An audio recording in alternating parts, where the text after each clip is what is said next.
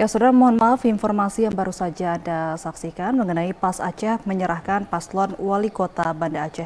Dan informasi selanjutnya, saudara, Dewan Pimpinan Pusat DPW Partai Aceh telah menggelar deklarasi bakal calon kepala daerah Pilkada 2024. Ya, pada deklarasi yang dilakukan ini, Partai Aceh juga umumkan bakal calon Bupati Wakil Bupati Aceh Jaya tahun 2024 hingga 2029.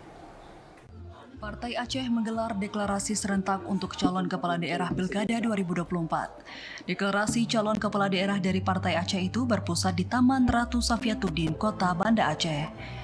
Deklarasi tersebut dilakukan untuk memperkenalkan calon gubernur, bupati, dan wali kota yang akan diusung pada Pilkada 2024 dengan dihadiri oleh para pasangan calon dan ribuan pendukung pada Minggu sore kemarin.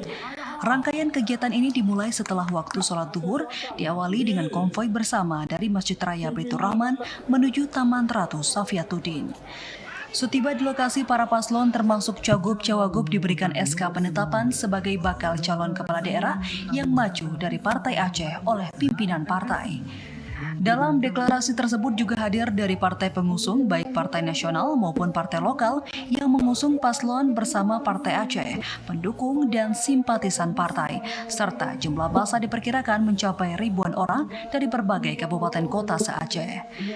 Di kesempatan tersebut juga diumumkan Muzakir Manaf dan Fadlullah atau Dekfat sebagai calon gubernur wakil gubernur Aceh periode 2024-2029 dan serta para calon wali kota dan bupati lainnya se-Aceh.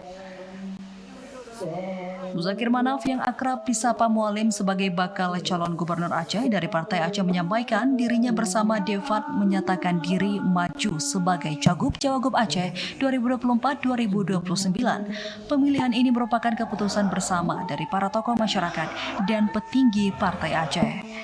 Deklarasi para paslon kepala daerah ini merupakan bentuk keseriusan Partai Aceh dalam mendukung calon-calon yang dinilai mampu memperjuangkan aspirasi masyarakat Aceh.